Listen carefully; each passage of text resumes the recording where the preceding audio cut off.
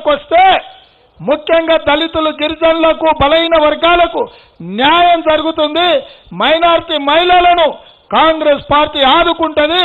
నాకు పదవి కంటే తెలంగాణ రాష్ట్రంలో 4 కోట్ల ప్రజలకు మేలు జరగాలి, ఇందిరమ్మ రాజ్యం రావాలి అని ఇవాళ బలరాం నాయక్ గారు తన ఎమ్మెల్యే టికెట్ని త్యాగం చేశారు. కాంగ్రెస్ పార్టీకి సిపిఐ, అదేవిధంగా తెలంగాణ జనసమితి ప్రొఫెసర్ కోదండరాం కూడా అండగా నిలబడ్డారు. వారికి కూడా మనస్ఫూర్తిగా ధన్యవాదాలు తెలియజేస్తున్నాం. మిత్రులారా, ఇవాళ ఈ రాష్ట్రంలో బీఆర్ఎస్, బీజేపీ, ఎంఐఎం ఒక కూటమిగా ఒకవైపున ఉంటే కాంగ్రెస్, సిపిఐ, కోదండరాం గారు ఇంకొక వైపున కూటమి కట్టి ప్రజల తెలంగాణను గెలిపించడానికి ప్రజా పరిపాలన, ఏ బిడ్డల త్యాగాల పునాదుల మీద ఏ తెలంగాణ ఉద్యమకారులు అమరులై తెలంగాణ రాష్ట్రాన్ని సాధించిందో ఇవాళ ఉద్యమకారుల యొక్క ఆకాంక్షలు నెరవేరలేదు. ఈ కేసీఆర్ అవినీతికి మేడిగడ్డ బలైపోయింది, మేడిగడ్డ కుంగిపోయింది, ఇవాళ అన్నారం పగిలిపోయింది. మా అక్కలందరికీ కూడా ఈ 6 గ్యారెంటీల కాగితం ఇవాళ తీసుకోండి, దాచిపెట్టుకోండి. డిసెంబర్ 9 నాడు రాండి కాగితం తీసుకొని. ఇది అగ్రిమెంట్ బాండ్ పేపర్ మీకు మేము ఇచ్చేది. దీంట్లో మహాలక్ష్మి పథకం మొట్టమొదటిది ఆడబిడ్డల కోసమే మహాలక్ష్మి పథకం తెచ్చినాం. చేతిలో నగదు ఉంటే పిల్లల చదువులు, ఇంటి ఖర్చులకు న్యాయం జరుగుతుందని ప్రతి నెల 1వ తారీఖు నాడు 2500 మా అక్కల ఖాతాలో వేయడానికి సోనియమ్మ నిర్ణయం తీసుకుంది. కౌలు రైతులకు కూడా ప్రతి ఎకరాకు 15,000 రూపాయలు ఇవ్వాలని కాంగ్రెస్ పార్టీ నిర్ణయం తీసుకుంది. ఇవాళ సిలిండర్ ఎంత కొంటున్నారు అక్క? మా పెద్దమ్మ ఉన్నదాడు కుర్చీ మీద కూర్చున్నది. ఎంత కొంటున్నావు తల్లి? సిలిండర్ ఎంత అయింది? 1200 అయింది కదా. ఆయనలో 400కి ఇచ్చింది సోనియమ్మ సిలిండర్. ఇవాళ మోడీ, కేసీఆర్ కలిసి 1200 చేశారు. అందుకే మళ్ళీ కట్టెలు పోయే కాలం వచ్చేటట్టుంది కాబట్టి మిమ్మల్ని ఆదుకోవడానికి ప్రతి పేద ఆడబిడ్డకు 500 రూపాయలకే మీ సిలిండర్ మీ ఇంటికి తెచ్చిచ్చే బాధ్యత ఇవాళ సోనియమ్మ తీసుకున్నది. ఇదే కాకుండా భూమి ఉన్నోళ్లకు వ్యవసాయానికి ఉచిత కరెంటు ఉంది. భూమి లేనోళ్లకు ఇంటి కరెంటు బిల్లు చూస్తే కరెంటు షాక్ కొడుతుంది. అందుకే కాంగ్రెస్ పార్టీ ఆలోచన చేసి వ్యవసాయానికి 24 గంటల ఉచిత కరెంటు ఇవ్వడమే కాదు, మీ ఇంటికి కూడా వచ్చే నెల నుంచి కరెంటు బిల్లు కట్టాల్సిన పని లేదు. మీరు టీవీ పెట్టుకోవచ్చు, మీరు ఫ్యాన్ వేసుకోవచ్చు, మీరు ట్యూబ్లైట్ పెట్టుకోవచ్చు, మీరు కావాల్సినట్టు కరెంటు ఖర్చు పెట్టవచ్చు. మీ ఇంటికి ఉచితంగా కరెంటు ఇవ్వాలని ఇవాళ కాంగ్రెస్ పార్టీ నిర్ణయం తీసుకుంది. ఈ నెల కేసీఆర్ మీ బిల్లు వసూలు చేస్తాడు. వచ్చే నెల సోనియమ్మ మీ ఇంటి కరెంటు బిల్లు కట్టాల్సిన పని లేదు. మీరు ఏడైతే డబుల్ బెడ్రూమ్ ఇల్లు కట్టించిందో ఆ ఓట్లన్నీ మీరే వేయించుకోరు. పెద్దోని చదువుకు అని చెప్పి ఉన్న ఎకరం అమ్మి చదివిస్తే ఉద్యోగాల నోటిఫికేషన్లు పడక నౌకరీ రాకపోయా. ఇయ్యాలిత్తామని చెప్పి ప్రభుత్వం 10 ఏళ్ల సంది మోసం చేయబట్టే. పెద్దోడికి మా తమ్ముడు సంబంధం తీసుకొస్తా అంటాడు. ఇల్లు చూస్తేనేమో కూలిపోయేటట్టు ఉంది. ఎట్టనో ఏమో. మళ్ళా ఇందిరమ్మ రాజ్యం వస్తేనే మనకు పక్కా ఇల్లు వస్తాయి. ఈసారి మన ఓట్లు చెయ్యి గుర్తుకే వేసి కాంగ్రెస్ పార్టీని గెలిపిస్తే ఇల్లు కట్టుకోవడానికి 5 లక్షలు ఇస్తారంట. ఇల్లు జాగా లేని వాళ్ళకి జాగా కూడా ఇస్తారంట. అయితే మన ఓటు కాంగ్రెస్ పార్టీని గెలిపించుకుని మన కష్టాలన్నీ తీర్చుకుందామయ్యా. అంతేకాదే మీ తమ్ముడు తెలంగాణ కోసం కొట్లాడిండు కదా, ఉద్యమకారులందరికీ 250 గజాల జాగా ఇస్తారంటనే. అవునా అయ్యా? ఈ 10 ఏళ్ల సంధి ఆశలు పెట్టుకున్న కాడికి చాలు. ఈసారి కాంగ్రెస్ కి ఓటేసి మన బతుకులు మనమే మార్చుకుందాం, ఇల్లు సాధించుకుందాం. రాబోయే రోజుల్లో ఇందిరమ్మ రాజ్యం రావాలి, దొరల పాలన పోవాలి, ఇందిరమ్మ రాజ్యం రావాలి. అప్పుడే పేద ప్రజలకు మేలు జరుగుతుంది, మా ఆడబిడ్డలకు న్యాయం జరుగుతుంది. ఇచ్చిన గ్యారంటీని నిలబెట్టుకున్న వీర వనిత సోనియమ్మ మాట ఇస్తే మడమ తిప్పని మాట తప్పని నాయకురాలు సోనియమ్మ. రాజశేఖర రెడ్డి గారు ముఖ్యమంత్రి ఉన్నప్పుడు, బలరాం నాయక్ గారు కేంద్ర మంత్రి ఉన్నప్పుడు ఇందిరమ్మ ఇల్లు అడిగిన వాళ్ళందరికీ ఇచ్చిండ్రు, ఇల్లు లేని పేదోళ్ళకి ఇచ్చిండ్రు, పెళ్ళైన ప్రతి పిల్లగానికి ఇచ్చిండ్రు. ఆయనలో ఇందిరమ్మ ఇల్లు వచ్చినాయి కదా. చాలా మందికి ఆయనలు ఉండే. ఇవాళ ఎవరికైనా డబుల్ బెడ్రూమ్ ఇల్లు ఇచ్చిండా కేసీఆర్? డబుల్ బెడ్రూమ్ ఇల్లు వచ్చినాయా? డబుల్ బెడ్రూమ్ ఇల్లు వచ్చినాయా? ఎవరికన్నా డబుల్ బెడ్రూమ్ ఇల్లు వచ్చినాయా? ఏందో చూపి ఇంకొకరికి వచ్చి అట్లా తాగనికైనా ఉత్సక్ కింద పోయినాయి కానీ ఏడున్నదో చూపిరి. ఇందిరమ్మ చూపిస్తాం రాజ్యం అంతా. మీరు ఏమైనా సరే, నాకు చదువు రాకున్నా సరే, ఇందిరమ్మ ఇండ్లు ఎంత కోట్ల ఇండ్లు ఉండయి. ఏందో చూపి ఇంకొకరికి వచ్చి అట్లా తాగనికైనా ఉత్సక్ కింద పోయినాయి కానీ ఏడున్నదో చూపిరి. ఇందిరమ్మ చూపిస్తాం రాజ్యం అంతా. మీరు ఏమైనా సరే, నాకు చదువు రాకున్నా సరే, ఇందిరమ్మ ఇండ్లు ఎంత కోట్ల ఇండ్లు ఉండయి. బడిపిల్లకు కూడా కండువ కప్పుతుండే. అంతకుముందు మంత్రులు పోతే మెడలు పట్టి దొబ్బేది. మహమూద్ అలీ, ఈటల రాజేందర్ మంత్రిగా ఉన్నప్పుడు ప్రగతి భవన్లో కేసీఆర్ను కలవనిక పోతే అక్కడ ఉన్న హోంగార్డు హోంమంత్రిని మెడలు పట్టి దొబ్బిండు. ఎవరు రమ్మన్నారు రాబాయి, నువ్వు ఎందుకు వచ్చాడు అక్కడ? అవ్వ మా సార్ బిజీగా ఉన్నాడు ఎత్తిపోతల పథకంలో అని. ఎత్తిపోతుడు అంటే తెలుసు కదా. అదేవిధంగా చదువుకునే పిల్లలకు తల్లిదండ్రులు కష్టపడ్డ ఫీజులకు సరిపోతలేవు.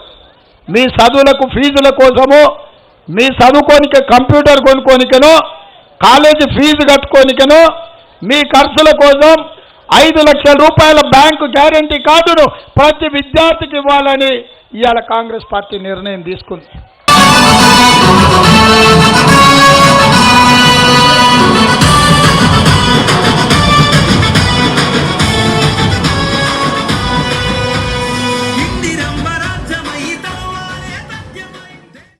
వెళ్ళి కొండల్లో దండు పుట్టిందో వస్తవా తమ్ముడా, దళిత గిరిజన గన్నల దండోరా బ్రోగే వస్తవా సయ్యడా, కాంగ్రెసు సైనికుల శంఖము తినారు తెలంగాణ పిల్ల జల్ల పిడికిలెత్తినారు నల్లగొండ నడుందట్ట కరీంనగరు కథం దక్క దళిత గిరిజన హన్నల దండు గదిలే హన్న వెంట చాల్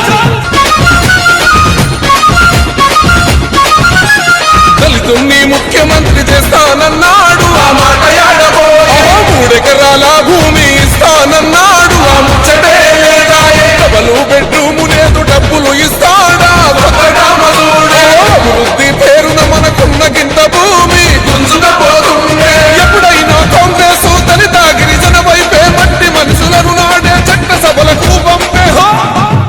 ఆ ఇంటికొక్క ఉద్యోగం ఏదని అడగాలే వస్తవా తమ్ముడా, కాంగ్రెసు నేతలంతా ఒకటై నడిపించే వస్తవా సెయ్యలా. ముక్కలుగా చేసి దళితులను విడదీసి ఆటలాడుతున్నా. ఓట్ల కొరకు గిరిజనులకు మాటలెన్నో చెప్పి మోసము చేస్తున్నారు. పేదింటికి కొలువు లేదు, పెద్ద పదవులన్నీ ఆయన ఇంట్లోనే. జగమే మొహమరులది భోగా భాగ్యాలు తొలగాడిలో హైదరాబాదు అడుగులేసే బోర్రు గల్లు గచ్చగడ్డ నిజామాబాదు జనమందరు నిప్పురవ్వలైలేసే రంగారెడ్డి హైదరాబాదు రంగంలో దూకే వస్తవా తమ్ముడా, కేసీఆర్ పాలనకు కోరి గడదావులో వస్తవా సయ్యలా.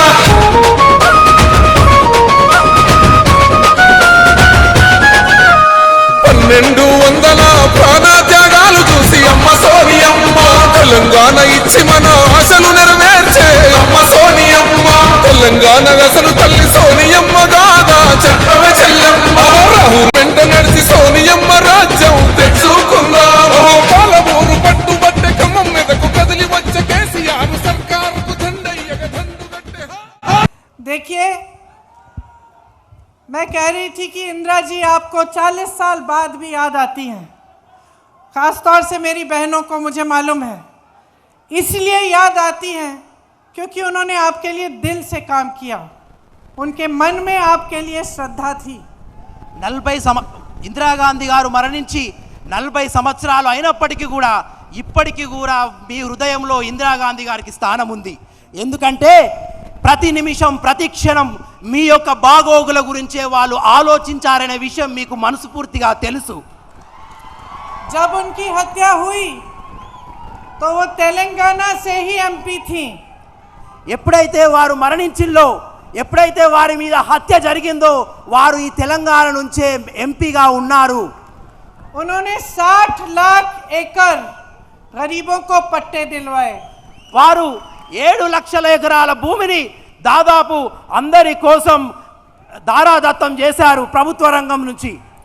इंटीग्रेटेड ट्राइबल डेवलपमेंट एजेंसी बनाई, ఒక ఇంటిగ్రేటెడ్ అన్ని వసతులతో కూడినటువంటి ట్రైబల్ వెల్ఫేర్ సొసైటీని కూడా వారు స్థాపించారు. ट्राइबल सब प्लान में लाखों घर बनाए, ట్రైబల్ సబ్ ప్లాన్ ద్వారా అనేక మంది ఆదివాసులకు గృహ సదుపాయం కల్పించారు ఇందిరాగాంధీ. आपका जो जमीन पे अधिकार था, कांग्रेस पार्टी का मूल सिद्धांत है जो महात्मा गांधी जी के समय से चला आ रहा है कि जनता की जो समस्याएं हैं, जनता की आवाज सुननी है और जनता को ही सबसे ऊपर रखना है. కాంగ్రెస్ పార్టీ మూల సిద్ధాంతమే మహాత్మా గాంధీ నుంచి నేటి వరకు వచ్చినది ఏంటంటే మనం జనం యొక్క మాట వినాలి, జనం యొక్క ఆలోచనలు తీసుకోవాలి, వాళ్ళను ఉద్దేశించే ప్రభుత్వాలు పరిపాలన నడపాలనేదే కాంగ్రెస్ పార్టీ యొక్క మూల ఉద్దేశం. तो जब तेलंगाना में आवाज उठी कि एक अपना नया प्रदेश बन रहा है और इसके लिए सैकड़ों हजारों नवयुवकों ने आंदोलन किया, तो सोनिया गांधी जी, मेरी माता जी जो उस समय कांग्रेस की अध्यक्ष थी, उन्होंने आपकी आवाज सुनी. ఎప్పుడైతే తెలంగాణ ఉద్యమం నిలువెత్తున రేకెత్తిందో అప్పుడు తెలంగాణ ఉద్యమం ఉన్నప్పుడు సోనియా గాంధీ గారు తెలంగాణ ప్రజల యొక్క ఆలోచన విన్నారు, వాళ్ళ ఉద్దేశాలను విన్నారు. అందుకే ఎంతో కష్ట నష్టమైన తెలంగాణ ప్రజల ఆలోచన ప్రకారమే తెలంగాణను ఏర్పాటు చేశారు. आपकी आवाज उठी थी कि आपको रोजगार चाहिए, आपको एक नया अपना प्रदेश चाहिए जिसमें अपना राज हो और जिसमें आपका अपना विकास हो. తెలంగాణ పట్ల మీ ఆలోచన ఏంటంటే మాకు సొంత రాష్ట్రం కావాలని, ఆ సొంత రాష్ట్రంలో మాకు ఉపాధి అవకాశాలు ఉండాలని, మా భవిత ఉండాలని అనే మీరు చెప్పిన మాటలు సోనియా గాంధీ గారు విన్నారు. आज 10 साल निकल गए हैं. ఇప్పుడు 10 తెలంగాణ వచ్చి కూడా 10 సంవత్సరాలు గడిచిపోయాయి. 10 साल से केसीआर जी की बीआरएस की सरकार चल रही है. 10 సంవత్సరాల నుండి కూడా కేసీఆర్ బీఆర్ఎస్ ప్రభుత్వం ఈ రాష్ట్రంలో నడుస్తుంది. और आप सब यहाँ बैठे हैं, మీరందరూ ఇక్కడ కూర్చొని ఉన్నారు. मैं आपसे पूछना चाहती हूँ कि क्या आपका सपना पूरा हुआ है? ఇక్కడ కూర్చున్న ప్రతి వాళ్ళతోనే అడుగుతున్నా, టీఆర్ఎస్ బీఆర్ఎస్ ప్రభుత్వం ద్వారా మీ స్వప్నం నెరవేరిందా? यहाँ मेरे नौजवान भाई बहन बैठे हैं, क्या आपको रोजगार मिला है? ఇక్కడ ఉన్నటువంటి యువకులను అక్క చెల్లెలను అడుగుతున్నాను, మీకు ఉపాధి దొరికిందా? क्या तेलंगाना की सरकार, मेरी बहनों, आपके लिए, आपको आगे बढ़ाने के लिए चली है? ఇక్కడ ఉన్న నా అక్క చెల్లెలను అడుగుతున్నాను, ఈ తెలంగాణలో ఉన్న ప్రభుత్వం మిమ్మల్ని ముందుకు తీసుకెళ్లడానికి మీ పురోగతికి ఏమైనా పని చేసిందా? आपको बीआरएस की सरकार में अपने बच्चों का भविष्य उज्जवल दिखता है? టీఆర్ఎస్ ప్రభుత్వం ద్వారా మీ పిల్లల భవిష్యత్తు మెరుగుపడుతుందనే నమ్మకం మీకుందా? देखो बहनों और भाइयों, सरकार से जनता की क्या उम्मीद होनी चाहिए? అక్క చెల్లెలారా, అన్న తమ్ముళ్ళారా, మామూలుగా ప్రభుత్వం ద్వారా ఇక్కడున్న ప్రజలకు ఎటువంటి ఆలోచనలు ఉంటాయి? लेकिन आज 10 सालों बाद ये उम्मीदें पूरी नहीं हो पाई हैं. 10 सालों बाद आपका प्रदेश बेरोजगारी में सबसे ज्यादा, सबसे ऊंचा है. కానీ 10 సంవత్సరాలు గడిచినప్పటికీ కూడా మీరు ఏ ప్రభుత్వం మీద పెట్టుకున్న ఆశలు ఒక్కటి కూడా నెరవేరలేదు. ఈ రోజుకు కూడా నిరుద్యోగంలో ఈ రాష్ట్రం నిరుద్యోగంలో పెద్ద ఎత్తున ప్రజలందరూ, విద్యార్థులందరూ నిరుద్యోగంలో ఉన్నారు. लेकिन केसीआर जी के भाषण सुने आपने? केसीआर जी ये नहीं बताते कि आपके लिए क्या किया है. కానీ ఎప్పుడైనా కేసీఆర్ యొక్క భాషణ మీరు విన్నారా? స్పీచ్ విన్నారా? వారు ఎప్పుడు కూడా తెలంగాణ ప్రజల కోసం ఏమి చేశారో ఎప్పుడు కూడా చెప్పరు. केसीआर जी कर्नाटका में कांग्रेस की सरकार के काम के बारे में बात करते हैं. కేసీఆర్ గారు కర్ణాటకలో ఉన్నటువంటి కాంగ్రెస్ ప్రభుత్వం గురించి విమర్శలు చేస్తారు. कहते हैं ये हुआ, ये नहीं हुआ. कर्नाटका में ये क्यों नहीं बताते कि यहाँ पे तेलंगाना में 10 साल से उनकी सरकार है, 10 सालों से उन्होंने क्या किया है? కర్ణాటకలో ఉన్నటువంటి కాంగ్రెస్ ప్రభుత్వం మీద కేసీఆర్ గారు విమర్శలు చేస్తూ ఓ ఇది జరిగింది, ఇది జరుగులేదు, ఇది మీరు తప్పు చేశారని చెప్తారు. కానీ ఎప్పుడైనా ఈ 10 సంవత్సరాల్లో తెలంగాణ ప్రజలకు కేసీఆర్ ఏం చేశాడో ఎప్పుడైనా చెప్పాడా? रोजगार देने का वादा किया था, रोजगार नहीं दिए। ఉద్యోగాలు ఇస్తాననే వాగ్దానం చేశారు కేసీఆర్ గారు, ఎవరికైనా ఉద్యోగాలు ఇచ్చారా? लाखों एकड़ जमीन बांटने का वादा किया था, क्या लाखों एकड़ आपको जमीन मिली है? లక్షలాది భూములు ఇప్పిస్తానని వాగ్దానం చేశాడు, ఇక్కడ ఉన్న వారికి ఎవరికైనా భూములు ఇచ్చారా? सिर्फ बड़े बड़े अमीर लोगों के लिए इनकी सरकार चली है। కేవలం ధనవంతులకు పెద్ద పెద్ద మనుషుల గురించే ఈ కేసీఆర్ బీఆర్ఎస్ యొక్క పాలన సాగుతుంది. कितनी मेहनत करते हैं बच्चे परीक्षाओं के लिए, एग्जाम्स के लिए। मेरे 2 बच्चे हैं, एक 23 साल का है, एक 21 साल की है। जब मैंने देखा कितना परिश्रम करते हैं एग्जाम की समय, और घबराहट होती है, टेंशन होता है, पूरा परिवार भी उनको मदद करने की हम लोग कोशिश करते हैं कि बेटा ये पढ़ लो, ऐसे कर लो। तो सब इतनी मेहनत, इतना टेंशन, और इसलिए कि कोई घोटाला हो जाए, पेपर लीक हो जाए और अपना भविष्य ही खराब हो जाए। పరీక్షల సమయంలో ఇక్కడున్న విద్యార్థులు ఎంత కష్టపడతారో నాకు తెలుసు. నాకు కూడా 2 పిల్లలు ఉన్నారు, వాళ్ళు కూడా పరీక్ష టైంలో ఎంతో కష్టపడతారు. ఒక తల్లిగా నేను ఎంతో సహాయం చేయాలని వాళ్ళకు తోడ్పాటిస్తాను. కానీ మీరు కష్టపడి రాసి పరీక్షలు ఒక పేపర్ లీక్ ద్వారా మీకు మోసం జరిగితే మీరు ఎంత మనస్తాపానికి గురవుతారు, ఎంత అన్యాయానికి గురి అవుతారు అనే విషయాన్ని మేడం వ్యక్తం చేస్తున్నారు. हम चाहते हैं कि अगर हमारी सरकार आएगी तो एक जॉब कैलेंडर बनाएंगे। उसमें कौन सी दिन आपकी परीक्षा है, कौन सी दिन आपका रिजल्ट निकलेगा, कौन से दिन भर्ती की लिस्ट निकलेगी, कौन से दिन नियुक्तियां होंगी, ये सब हम पहले से तय करना चाहते हैं। మేము కాంగ్రెస్ ప్రభుత్వం వచ్చాక మేము ఒక జాబ్ క్యాలెండర్ను విడుదల చేస్తాము. ఈ సంవత్సరంలో ఏ రోజున పరీక్ష ఉంది, ఏ పరీక్ష రాయాలి, ఆ పరీక్ష యొక్క రిజల్ట్స్ ఏ రోజున వస్తాయి, రిజల్ట్లో ఉత్తీర్ణైన వారికి ఎటువంటి ఉద్యోగాలు ఇస్తామనేది ఒక సంవత్సరపు క్యాలెండర్ని కాంగ్రెస్ పార్టీ ముందే విడుదల చేస్తుంది. ताकि इस कैलेंडर के तहत ही ये काम हो और ये जो टेंशन है, घबराहट है, थोड़ी कम हो जाए। और अगर उस समय, जिस समय ये कैलेंडर में डेट लिखा है, उस समय न हो ये चीज़ें, तो उन पे कार्रवाई हो पाए। ఈ క్యాలెండర్ తేవడం యొక్క ముఖ్య ఉద్దేశం అంటే క్యాలెండర్ యొక్క తారీఖులు అనుసరించి విద్యార్థులు ఎటువంటి స్ట్రెస్ కానీ టెన్షన్ లేకుండా జాగ్రత్తగా ప్రిపేర్ అయ్యి వాటి అనుగుణంగాటువంటి విద్యాభ్యాసానికి తయారై పరీక్షలు ఉత్తీర్ణమయ్యే అవకాశాలు ఉంటాయి. हमारा प्रयास है कि जैसे राजस्थान में 2 लाख रोजगार दिलवाए, उसी तरह तेलंगाना में भी हम 2 लाख रोजगार दिलवाएंगे। మా ప్రయత్నం, మా కృషి ఏంటంటే ఏ విధంగానైతే రాజస్థాన్లో 2 లక్షల ఉద్యోగాలు మేము ఇచ్చామో తెలంగాణలో కూడా యువకులకు, నిరుద్యోగులకు ఆ 2 లక్షల ఉద్యోగాలు ఇవ్వాలనేదే మా కోరిక. और जो तेलंगाना आंदोलन में नौजवान शहीद हुए थे, उनके परिवारों में कम से कम 1 रोजगार उनके सम्मान के लिए और उनके बलिदान के सम्मान में दिया जाएगा। తెలంగాణ ఉద్యమంలో ఎవరైతే ప్రాణత్యాగం చేశారో వాళ్ళ ప్రాణత్యాగానికి చిహ్నంగా, వాళ్ళ ప్రాణత్యాగానికి గుర్తింపుగా వాళ్ళ ఇంట్లో కనీసం ఒక్కరికైనా ప్రభుత్వ ఉద్యోగం ఇవ్వాలనేది కాంగ్రెస్ పార్టీ యొక్క ఉద్దేశం. आज मेरे भाइयों, पूरे देश में किसान परेशान है। जहाँ जहाँ कांग्रेस की सरकार है, हमने किसानों को जो केंद्र सरकार की नीतियाँ हैं उससे बचाने की कोशिश की है। ప్రజలారా, ఈరోజు దేశమంతా రైతులు ఎంతో కష్టపడుతున్నారు, ఎన్నో కష్టాలలో ఉన్నారు. కానీ ఎక్కడెక్కడ రాష్ట్రాలలో అయితే కాంగ్రెస్ ప్రభుత్వం ఉందో ఆ రాష్ట్రాలలో ఉన్న రైతులను కాపాడుకోవడానికి మా సాయశక్తుల మేము ప్రయత్నిస్తున్నాము. धान के लिए 2500 रुपए, ధాన్యం గురించి 1500 రూపాయలు కనీస మద్దతు ధర మీకు ఇస్తాము. सोयाबीन के लिए 4400 रुपए, సోయాబీన్ గురించి 4400 రూపాయలు, मक्का के लिए 2200 रुपए, మక్కల గురించి 2200 రూపాయలు, गन्ना के लिए 4000 रुपए, చెరుకు గురించి 4000 రూపాయలు, अरहर के लिए 6700 रुपए, అర గురించి 6000 రూపాయలు, और कॉटन के लिए 6500 रुपए। అదే పత్తి గురించి 6700 రూపాయలు.